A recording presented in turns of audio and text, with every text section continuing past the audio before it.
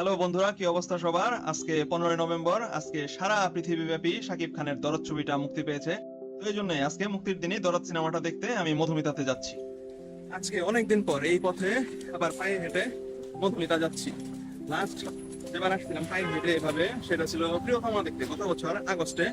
আর আজকে হচ্ছে নভেম্বর 2024। আজকেও সেই শাকিব খানের ছবি দেখতে যাচ্ছি দরদ। দেখি এখন মধুমিতার কি অবস্থা, টিকিট পাবো তো? যেহেতু আজকে হচ্ছে গিয়ে শুক্রবার, মেট্রো চলা শুরুই হবে বেলা 3:30 থেকে। আর সিনেমা যেহেতু আমি দেখবো 3টার শো, তো এই জন্য আমাকে বাসে করে মতিঝিল আসতে হয়েছে। এই তো আজকে আবার 2 সপ্তাহ পরে মতিঝিল আসছি এই শুক্রবারে। 2 সপ্তাহ পরে না আর কি, 2 সপ্তাহ পরে সিনেমা দেখতে আসছি। লাস্ট আসছি 4 দিন আগে, 4 দিন না 5 দিন আগে, 11 তারিখ না 10 তারিখে আসছিলাম ছোলার বিরিয়ানি খাইতে। দেখাই তো জানা আমাকে, এত তাড়াতাড়ি যে আবার এখানে আসবো ভাবি নাই। ভাবছিলাম যে সিনেপ্লেক্সে দেখবো, কিন্তু সিনেপ্লেক্সে সব টিকিট দেখি সোল্ড আউট। এই জন্য মধুমিতাতে আসছি দরদ দেখতে। গতকাল আমার ভাই লোক নাইম আমাকে জিজ্ঞেস করছিল যে আমিও কি ওদের সাথে দরদ সিনেমাটা দেখবো কিনা, তাহলে আমার জন্য টিকিট কাটবে। তো ওর হচ্ছে ফার্স্ট ডে ফার্স্ট শো দেখার ইচ্ছা। তো আমার এর মধ্যে একটু ঘুমের সমস্যা জনিত কারণে আমি বলছি থাক, আমার জন্য এই টেনশন নিও না, আমি আমার নিজের সময় সুযোগ সুবিধা মোতাবেক একাই সিনেমাটা দেখে নেব। তো এই জন্যই আমি একা সিনেমা দেখতে আসছি, মধুমিতাতে আসছি। যেহেতু সিনেপ্লেক্সের সব টিকিট সোল্ড আউট, সিনেপ্লেক্সে পেলাম না, এই জন্য মধুমিতাতে আসলাম সিনেমাটা দেখতে। 3টার শো এর একটা টিকিট দেন তো। খুব ভালো একটা সময়ে আমি চলে এসেছি, মাত্র বাজে 2টা 10, এখনো ওই রকম ভিড় টির হয় নাই। তো এই জন্য একটু ফাঁকা পাইছি, এই জন্য টিকিটটা চট করে কিনে ফেলছি। আজকে ডিসি টিকিট কিনলাম 200 টাকা দিয়ে। মধুমিতাতে সিনেমা দেখতে এসে একটা লাভ হয়েছে, আমার 200 টাকা বাইচে গেছে। এটা যদি স্টার সিনেপ্লেক্সে দেখতে যাইতাম তাহলে 350 থেকে 400 টাকার মতো খরচ হইতো, কিন্তু মধুমিতাতে মাত্র 200 টাকাতে আমি ওই ডিসিতে দেখতে পারবো। তো 200 টাকা সেভ হলো। এমনিতেও এই সিনেমা নিয়ে আমার তেমন একটা এক্সপেকটেশন নাই, যেহেতু সিনেমার পরিচালকটাই খারাপ, পরিচালকটা খুব একটা সুবিধার না। তো এই সিনেমা নিয়ে খুব বেশি এক্সপেকটেশন নাই, এই জন্য এত টাকা এই সিনেমার জন্য খরচ করাটা মানে বোকামি। তো সেই হিসাবে 200 টাকা দিয়ে, 200 টাকায় আর কি এনাফ পেয়েছি টিকিট। আজকে 200 টাকার টিকিট নিলাম। টিকিট কেনার পর সিনেমার পোস্টারের সাথে আমার টিকিট হাতে, traditional selfie for Instagram posting. আজকে মধুমিতাতে মানে ভিড় প্রচুর, সাকিবিয়ানরা সব দলবল ধরে আসছে। মূলত আমি এই জন্যই আজকে আসছি মধুমিতাতে, কারণ মধুমিতা হচ্ছে সাকিবিয়ানদের ঘাঁটি। এখানে সব সাকিবিয়ানরা আর কি ফুর্তি করে সাকিবের ছবি আসলে। তো ওদের উচ্ছ্বাসটা দেখার জন্য আমি এইখানে আসছি। তো যেহেতু আজকে দুপুর বেলা, এখন আর কি 2টা 2:30টার মতো প্রায় বাজে, তো এখনো সেই রকমের ভিড় হয় নাই। যদিও সকালে 12টার সময় প্রথম শো ছিল, সেই সকাল থেকেই এখানে সাকিবিয়ানরা ছিল। দেখলাম সবাই আর কি অরেঞ্জ, লাল তো না এক্স্যাক্টলি, অরেঞ্জ একটা পাঞ্জাবি পরে সাকিবিয়ানরা বুকে সাকিবিয়ান ব্যাচ ধারণ করে এখানে মানে ফুর্তি করতেছে, জমজমাট হইতাছে। এখনো জমজমাট আর কি পুরোপুরি হয় নাই, হবে। ভালো রকমই তো ভিড় দেখতেছে, কিন্তু যে পরিমাণ এক্সপেক্ট করছিলাম সেই পরিমাণ মানে এত ভিড় না। সাকিবিয়ানদের জন্য তো আজকে পুরো ঈদের দিন, ওদের পাগলামি দেখে মানে মজাই লাগলো। ওরা ঘোড়ার গাড়ি আনছে, ব্যান্ড পার্টি আনছে, সেগুলো নিয়ে ফুর্তি করতেছে। এরপর আমি বাইরে থেকে একটু চাটা খেয়ে এসে ডাইরেক্ট ভিতরে ঢুকে গেলাম, কারণ সিনেমার সময় যত ঘনে আসতেছে ভিড় দেখতেছি তত বাড়তেছে, সাকিবিয়ানদের উন্মাদনা বাড়তেছে। তো তখন যদি ঢুকতে লাইন ধরতে হয়, এই জন্য আগে ভাগে ভিতরে ঢুকে পড়লাম, 2 তলাতে যে বসে রইলাম। এখনো হাতে মনে হয় আধা ঘন্টার মতো সময় আছে, তো দেখতেছি কি হইতেছে। তো এর মধ্যে আমি বসে বসে একটু গুগলিং করতেছিলাম। তো মধুমিতাতে যা হইতেছে অলরেডি সোশ্যাল মিডিয়াতে আপলোডেড, তো খবর দেখতেছিলাম যে এইখানে অনন্য মামুন, তারপর হইতেছে নায়িকা, নায়িকা তো না অ্যাকচুয়ালি সাইড নায়িকা, তো এরকম আরো কয়েকজন মানুষ আর কি অলরেডি আসছে। এখন ওরা কি ভিতরেই আছে কিনা এটা জানতাম না, কিন্তু পরে যখন আর কি ফার্স্ট শোটা শেষ হলো, পরে দেখলাম যে হ্যাঁ, অনন্য মামুন শো এর ভিতর থেকে আর কি বের হলো। তার মানে ও তখন এখানেই ছিল। আজকে তো মধুমিতার মালিকের কাজী নওশাদ নাকি যেন নাম, তার তো পুরো ঈদ, যে পরিমাণ মানুষ আসতেছে। আমরা তো ডিসি তে দেখলাম যে ডিসিও ভইরা যাইতেছে, আর নিচে তো 1000-এর উপরে সিট মনে হয় আছে, 1000-এর মতো সিট হবে হয়তো, সেগুলো আর কি অনেক, যে পরিমাণ হইচই দেখলাম। মানে সিনেমার সময় যত ঘনে আসতেছে ভিড় এত বাড়তেছে, আর অলরেডি ভিতরে সাংবাদিকরা মানে ক্যামেরা ট্যামেরা নিয়ে সবাই সমানে রিপোর্ট করতেছে। তো মধুমিতাতে আইসে এই জন্যই মজা লাগে, কারণ এইখানে পাঠান পাঠান না, হ্যাঁ পাঠানের দিনও যেদিন আসছিলাম অনেক সাংবাদিকরা আসে, এইখানে প্রচুর সাংবাদিক আসে। তো আমি অপেক্ষায় থাকি যে কেউ যদি আমার সাক্ষাৎকার নেয় তাহলে একটু দেবো, সাক্ষাৎকার দেবো, কিন্তু আমাকে কেউ জিজ্ঞেস করে না। সাংবাদিক গুলা শুধু করে কি বাইছে বাইছে মেয়েদেরকে জিজ্ঞেস করে, সাক্ষাৎকার নেয়। আর যেগুলো একটু বলতে গেলে একটু ছাপড়ি টাইপের, ওদের আর কি ইন্টারভিউ বেশি নাই, জিজ্ঞেস করে। ওরা তো একদম খুশিতে অস্থির। তো এই যে এখন মাত্র প্রথম শোটা শেষ হইলো, ভিতর থেকে দর্শক বের হইতেছে। তো এর মধ্যে ভিতর থেকে অনন্য মামুন বের হইলো দেখলাম। তারপর ওর সাথে মানে সাঙ্গপাঙ্গ কিছু আছে। এ লিস্টেড কোনো অ্যাক্টর কেউই আসে নাই, শুধু হইতেছে সাইড নায়ক নায়িকা, পার্শ্ব একটা নায়িকা যে ছিল কি জানি নাম, সাফা মারওয়া, তাকে আর কি দেখলাম। আমি প্রথমে বুঝিও নাই যে এটা যে এই সিনেমার অ্যাক্ট্রেস, পরে আর কি সাক্ষাৎকার নিতেছে দেখে বুঝলাম যে তাহলে হ্যাঁ এই ছবির মনে হয় অ্যাক্ট্রেস, এই জন্য তার সাক্ষাৎকার নিতেছে। তো যাই হোক, 3টায় ঘনায় আসে প্রায়, আমাদের শো এর টাইম ঘনায় আসতেছে। তো এই জন্য আমি আর হাবিজাবি কাজে দেরি না করে গেটের সামনে লাইন ধরলাম, যেহেতু অনেক মানুষ লাইনে ঢুকতে সময় লাগবে, এই জন্য একে একে টিকিট চেক করে ভিতরে ঢুকাইতেছে। এই জন্য আমি আর শুনলাম না, ওই সাক্ষাৎকার দেওয়ার জন্য লোভে ওইদিকে গেলাম না। আমি অন্য পাশের দরজাতে আর কি লাইন ধরলাম, মামুন ছিল অন্য পাশে। তো আমি এখান থেকে দাঁড়ায় ভিডিও করতেছিলাম যত দূর যা দেখা যায়, যা শুধু লক্ষ্য রাখতেছিলাম যে কোন কোন চ্যানেলের সাংবাদিকরা আসছে, বাসায় যে ভালো মতো ওই সব চ্যানেলে আর কি খোঁজ করব ফেসবুক বা ইউটিউবে, সেখান থেকে যদি আমার দু একটা ফুটেজ টুটেজ বা কিছু একটা পাই। তো পরে পাইছি যে সময়ের মধ্যে আমাকে সামান্য পরিমাণে একটু দেখা যাইতেছে আমি যে লাইনে দাঁড়ায় ভিডিও করতেছি, এটা সময়ের মানে ক্যামেরাম্যান আর কি ভিডিও করছে, সেখান থেকে এটা নিছি। এছাড়া আর তেমন কোনো ফুটেজ টুটেজ পাই নাই। ও আর ভালো কথা, আমি সিনেমা শেষে একটা ইন্টারভিউ দিছিলাম, সিনেমা শেষে যখন আর কি 6টার দিকে বের হয়ে আসছি, তখন আমাকে সাক্ষাৎকার নিছে 3টা সাংবাদিক, 3টা চ্যানেল থেকে মাইক ধরছিল এট এ টাইম। তো জিজ্ঞাসাবাদ করছে সিনেমা সম্পর্কে, বলছি আমি আমার মতামত। কিন্তু হইতেছে ওই যে অনেস্ট রিভিউ দিয়েছি, এখানে তো সবাই জাস্ট ভালো যত উল্লাস করে সেগুলো আর কি দেখায়, ধারণ করে সেগুলো আর কি খবর দেখায়। তো আমি যেহেতু অনেস্ট রিভিউ দিছি, মানে সিনেমা সম্পর্কে নেগেটিভ কথাই বলছি, তো এই জন্য আমার সাক্ষাৎকার আর কোনো নিউজ পোর্টালে দেখায় নাই, আমি খোঁজাখুঁজি করে পাই নাই আর কি। তো এই যে আমি থিয়েটারের ভিতর ঢুকেও গেছি, বসেও গেছি, আমি তো আমার সিট ঠিক মতোই পাইছি, যেহেতু সিট নাম্বারিং কিভাবে করে সেটা তো আমরা যারা সিনেপ্লেক্সে রেগুলার দেখি তা আমরা জানি। কিন্তু মধুমিতাতে তো এত এডুকেটেড মানুষ আসে না।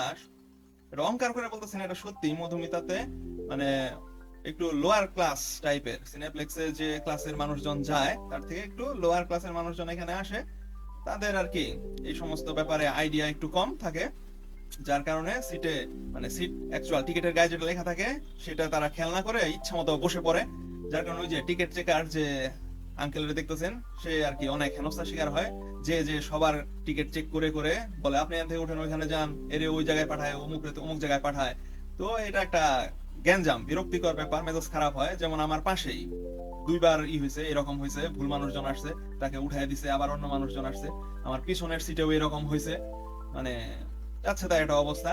সিনেমা শুরু হওয়ার আগে এরকম 10-15 মিনিট চলতে থাকলো। আর মধুমিতাতে তো অল টাইম সিনেমা শুরু হওয়ার আগে 10-15 মিনিট এরকম হাবিজাবি এই সবে আর কি সময় কেটে যায়। তো 15 মিনিট লেট করে সিনেমাটা শুরু হলো। এখন সিনেমা নিয়ে যদি অনেস্ট রিভিউ দেই, তাহলে তো সাকিবিয়ানরা খেপে যাবে।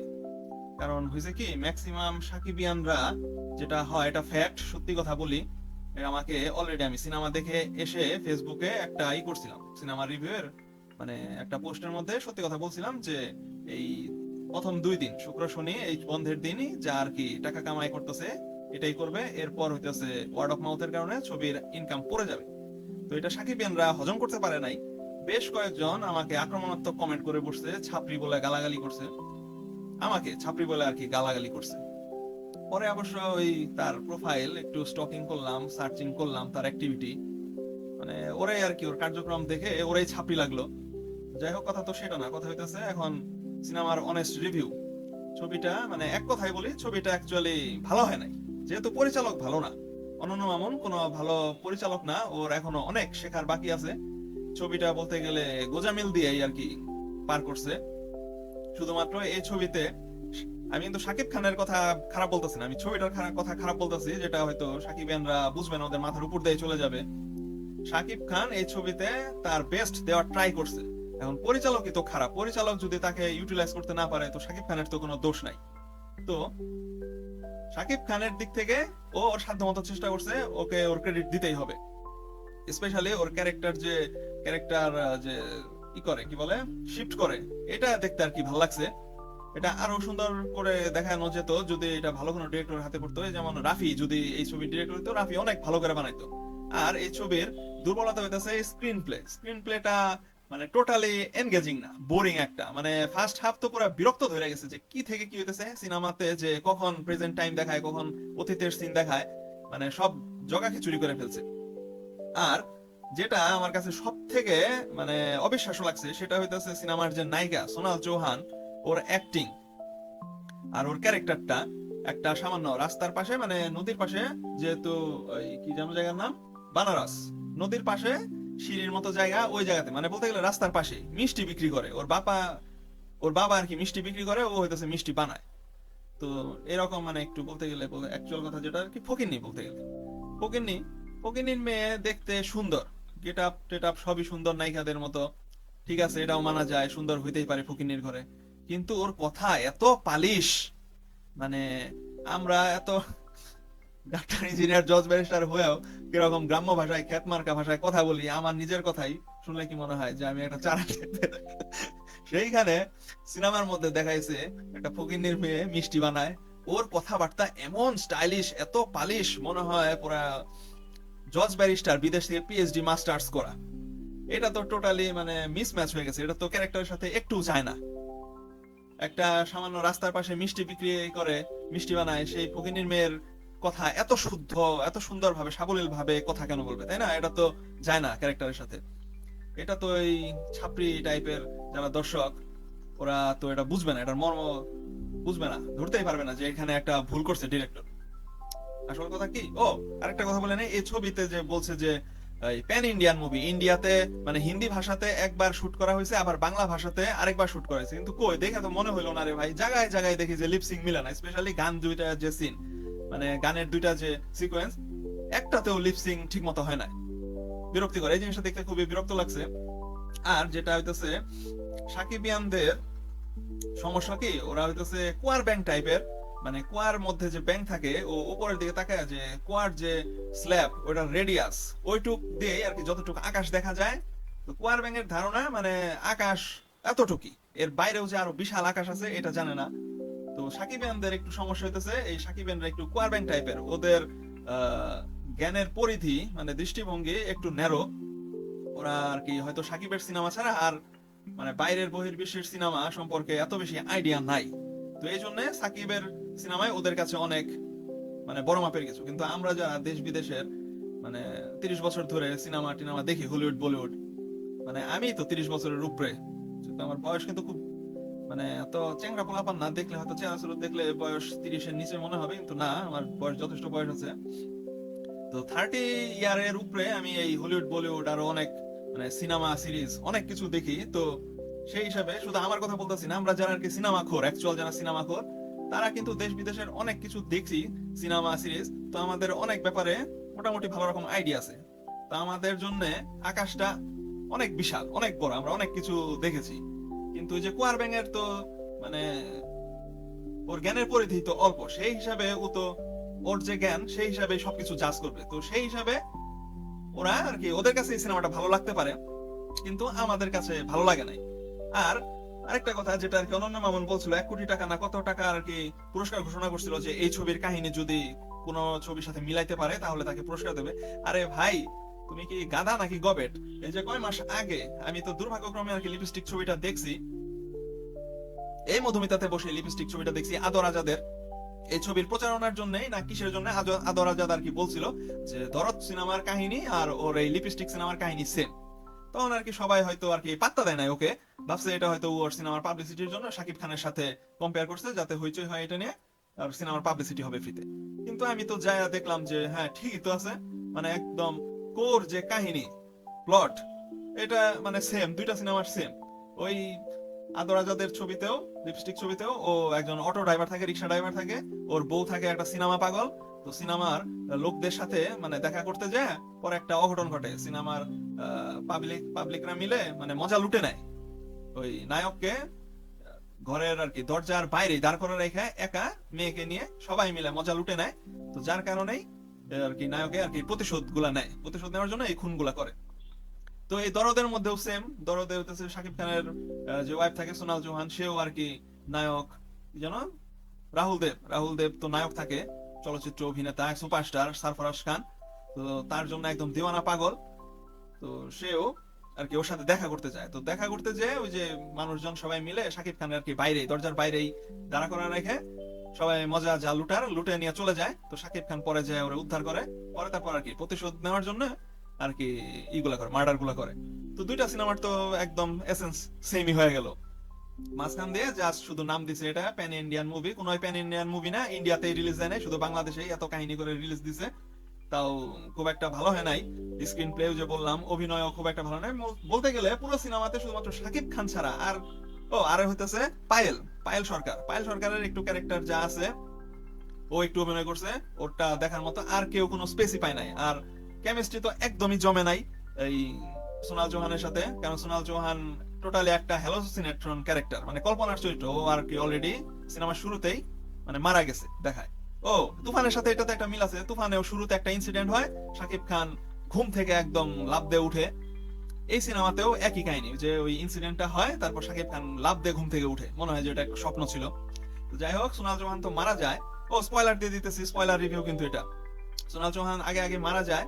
তো শাকিব খান টোটালি আর কি ওরে হ্যালোসিনেট করে যে ও আছে, বেঁচে আছে, এখন আছে।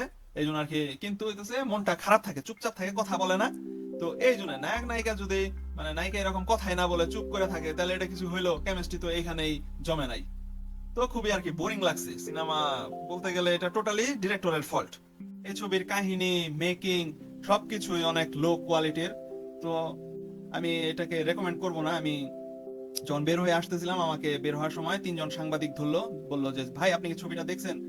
তখন তো আর কি কয়টা, প্রায় 6টা বাজে আসে, মানে পরবর্তী শো, মানে ওই সময় সবাই আর কি সিনেমা দেখতে গেছে, তখন গিজ গিজা ভিড় একদম। ওই ভিড় ঠেলে আমি যখন বের হইতেছি, আমাকে আমাকে পাইছে যে ভিতর থেকে যেহেতু বের হয়েছে, এই জন্য সাংবাদিকরা আমাকে ঘেরাও করে ধরতেছে, ভাই আপনি কি ছবি দেখে বের হচ্ছেন? আমি বলছি হ্যাঁ।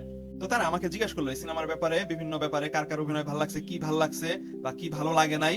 তো এই সবকিছু জিজ্ঞেস করলো। তো আমি একদম সত্যি কথা বলছি যে আমার আসলে ছবিটা ভালো লাগে নাই, ছবিটাতে এই সমস্যা আছে। তো তারা ঠিকই ভিডিও করছে ঠিকই, কিন্তু সেগুলো আর কি প্রকাশ করে নাই কোনো চ্যানেলে। আমি খুঁজে পাই নাই আমার ক্লিপগুলা। কারণ সবাই আর কি, যারা যারা কি ভালো বলতেছে, যাদের কাছে ভালো লাগছে তারা তো বলবেই। এখন ওইটা তো ওদের অজ্ঞতার কারণে আর কি বলতেছে যে ছবিটা ভালো লাগছে। তো সেইগুলাই শুধু সাংবাদিকরা আর কি প্রচার করতেছে অনলাইনে। আমারটা টোটালি কাট আউট করে দিছে, দেখাই নাই। তো সেই দুঃখ থেকেই আমি আমার নিজের ইউটিউব চ্যানেলে এই ভিডিওতে এটা রিভিউ দিলাম। তো 2টা দিন পরেই দিলাম, কারণ প্রথম দিন দিলেই সাকিবিয়ান এটা নিতেই পারবে না, গালাগালি শুরু করে দেবে। তো আরো কিছু মানুষজন আর কি দেখুক, অপেক্ষা করলাম, এই জন্য অপেক্ষা করে তারপর ফাইনালি এটা আমার আমার কাছে যেমন লাগছে সেই রিভিউটা দিলাম। এটা এখন এই 2 দিনে তো অন্য আরো অনেক মানুষে দেখছে, তারা আর কি রিলেট করতে পারবে যে আমি কি বলছি। ওই সাকিবিয়ানরা, আচ্ছা তোমরা মাইন্ড করো না, সাকিবিয়ান বারবার বলতেছি, মানে এখন কি করব, তোমাদের কাজই এরকম, তোমরা প্রচন্ড উদ্ধত টাইপের, আক্রমণাত্মক, একটু জ্ঞান বুদ্ধি একটু কম টম আছে। তো যারা আর কি অ্যাকচুয়াল সিনেমাখোর, সাকিব প্রেমী না, তাদের কাছে ছবিটা ভালো লাগবে না। আমি জাস্ট বলে আসছি, এটা ওয়ান টাইম ওয়াচ হিসাবে চলে আর কি মোটামুটি। কিন্তু এটা এমন কোনো ভালো ছবি না, এটা না দেখলেও সমস্যা নাই। তো দরদ এই সিনেমাটা আমি আইএমডিবি তে রেটিং করব এখন কত, এই যেখানে দেখা যাচ্ছে অলরেডি 8.9। এই ছবি কারা 8.9 দিল, আমার তো ওদের মানে জ্ঞান বুদ্ধি নিয়ে আর কি একটু ভাবনায় বললাম, চিন্তায় বললাম। আমি এটাকে 10-এর মধ্যে 2 দেবো না 3 দেবো? আচ্ছা যা 3 দেই। শাকিব খান অনেক খাটছে ওর জন্য, শুধুমাত্র শাকিব খানের যে প্রয়াস, এই জন্য 3 দিলাম 10-এর মধ্যে। তো এই ছিল আজকের ভিডিও, অনেক পেঁচাল পারলাম, আর কথা না বাড়াই ভিডিওটা এখানেই শেষ করি। আর যাওয়ার আগে শুধু একটা কথাই বলে যেতে চাই, সেটা হইতেছে কারো প্রতি এত অন্ধভক্ত হয়েও না। নিজের মস্তিষ্ক, মগজ, ব্রেন, মাথা যাই আছে একটু খাটায় বিবেচনা করে দেখো যে জিনিসটা আসলে কতটুকু ভালো কি কতটুকু মন্দ, সেটা বিচার বিশ্লেষণ করে দেন একটা মন্তব্য করো। আগেই মানে অন্ধভক্ত হয়ে তার পক্ষে ছাপায় গেও না, কেউ আর কি ক্রিটিসাইজ করলে সেটা তার প্রতি আক্রমণাত্মক হয়ে যায় না। এটাই।